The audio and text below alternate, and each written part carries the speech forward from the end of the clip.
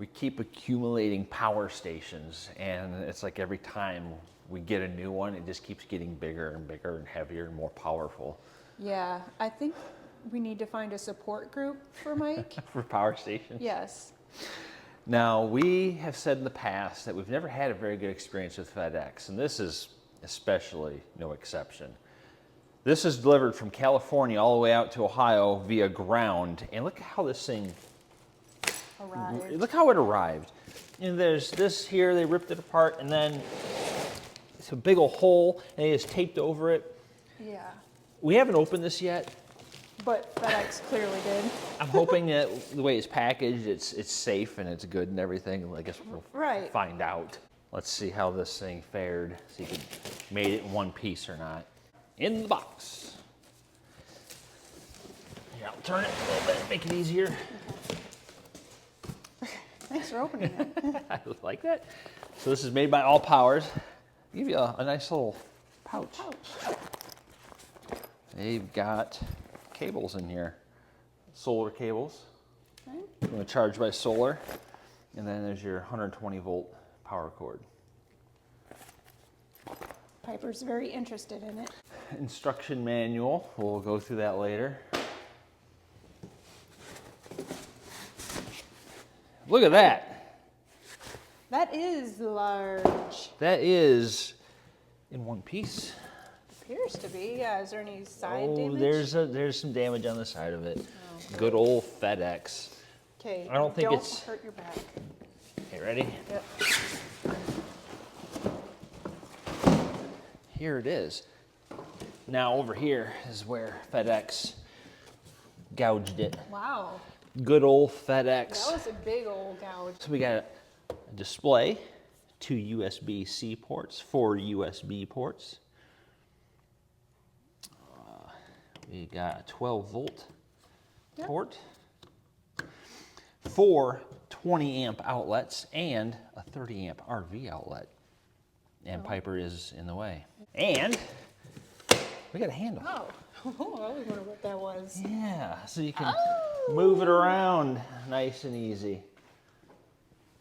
Dang. At least there's that. That's pretty nice because it is larger than our previous ones. This is about 100 pounds. Okay, yeah. So the wheels and the handle are definitely needed. It definitely makes it easier for sure. Around the back side is where it's got all the connections for charging. This is an EV charger. So if you have an electric vehicle, you can use the charger for your electric vehicle to charge this thing. This thing does have a battery capacity of 3,600 watt hours and a 3,600 watt inverter. It's crazy. You can charge it with a combination of AC and solar or EV and solar. And supposedly, if you use a combination like that, you can charge this thing from 0 to 100 in an hour. Which is very impressive. It's crazy impressive. So we're gonna plug this in, let it charge a little bit. Might as well make sure that it works. It's got the little scuff on the side and turn this thing on and see that it does in fact power on. It's on, has a color display. It's at 72% and it is charging. You can see it's getting 219 watts from the grid. I'm gonna do one of my favorite things. Oh. Oh yeah. Is that so satisfying? It is. Is that satisfying to anyone else or just Mike? Just going through the settings right here, touch screen. So you got backlight settings, Bluetooth, voice control, Wi-Fi, work mode. It's in standard right now, it's fast, mute. I'm just leave it in standard. You can change the language, the frequency, buzzer is on, mode is normal. It's got normal or eco. Here's something worth noting. On the back, there's a breaker right here. So if it seems like it's not charging, make sure that breaker is on. You can see it's charging from the grid at 1,085 watts. We should be all charged up. I'll let it boot up. Power your life. 100%. 100%. Yep. And it didn't take long. It took maybe from 72 up to 100% less than an hour. It was less than an hour, absolutely. It went quick. Just the one power source, plugged into the wall. Right. I know it seems like that we've been collecting these things lately. We kind of have. Yes. But something that we don't have is a gas generator.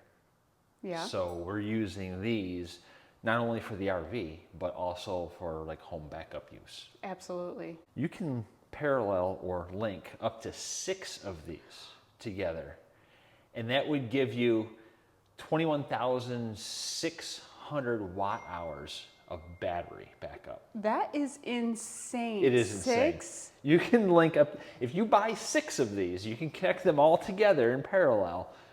Whoa. Yes. But I think right now we're going to just plug some stuff into it and see what this thing can do and go from there. Yeah, that's really all we can do. First up, we have an 1100 watt Bluetooth speaker.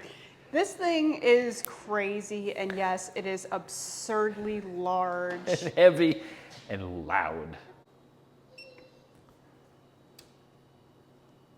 AC is on. Let's turn on our speaker. Oh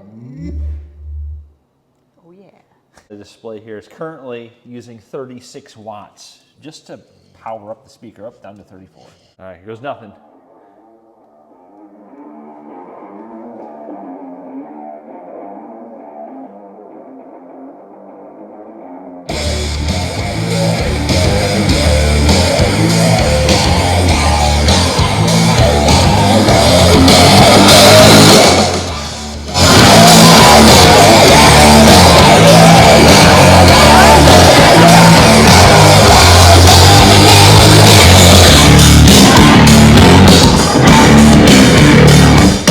I know that, you know, cameras don't pick up Yeah. like music that great, but that was so loud. Yes, it's definitely going to be like lowered automatically. Like our cameras will automatically take Right. volume down when it's Knock it that down a little loud. bit. Took it like a champ. It did. What do you guys think about that speaker, though? Kind of curious. A little crazy? Yeah, completely unrelated. We did pay for the speaker, and Absolutely. it's expensive. Got it from Best Buy, so if you're interested in one, again, not sponsored, but that's where we bought it from. Back to our power station. Power station, yes. I got a 1.6 horsepower, 26 gallon air compressor. Let's see how it does with that.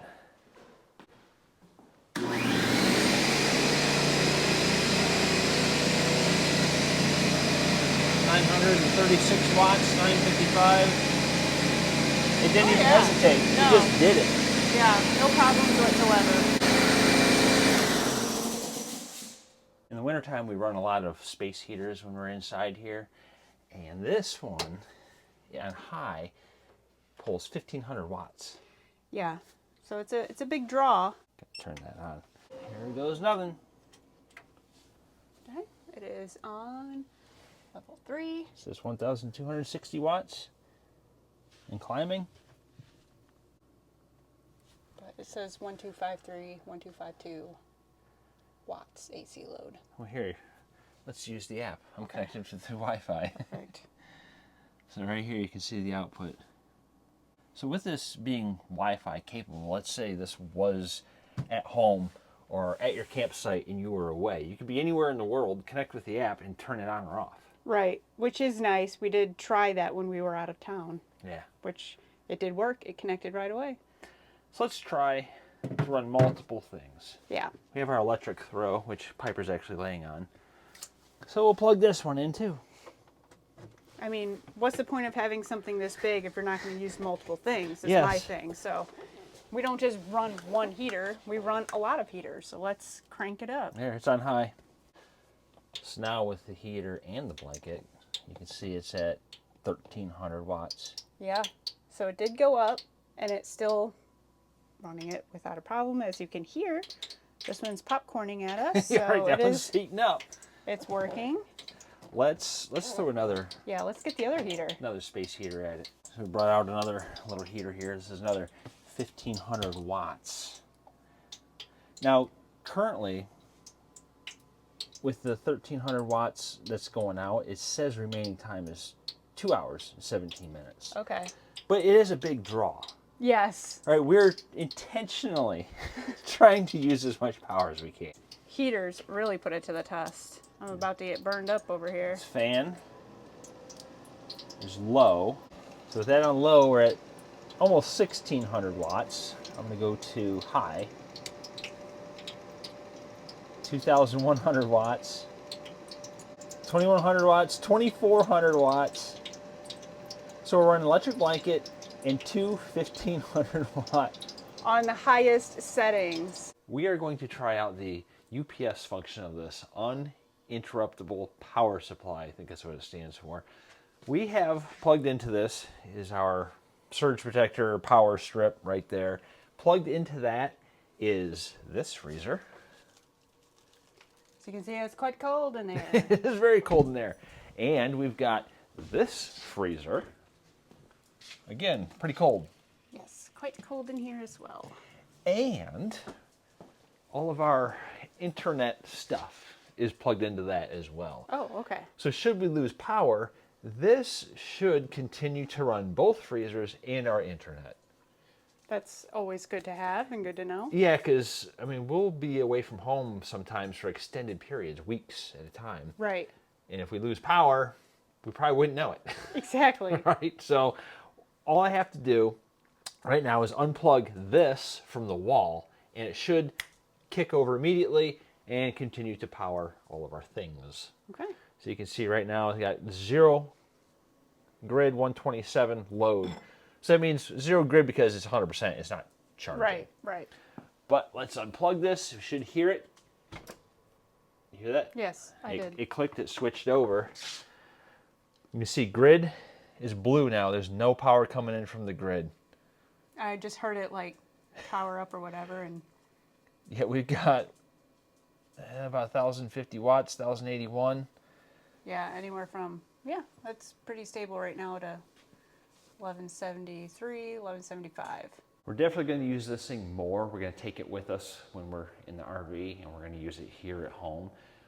Is there any specific things that you guys would like to see us do with this? Right. Is there any kind of equipment, appliance, etc.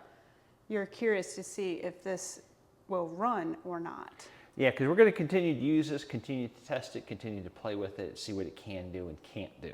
Right. So far, I can say that I absolutely love that it has the handle. Yes, that's my favorite feature. I was just going to say, I love it. I mean, to move this thing around that weighs about 100 pounds, It's pretty effortless. oh yeah, it's super, super easy. The other thing I like is that there's no power brick. I hate having a power brick to charge this thing. Yes, you've mentioned that before too. Yeah, it's just one cord to plug it in.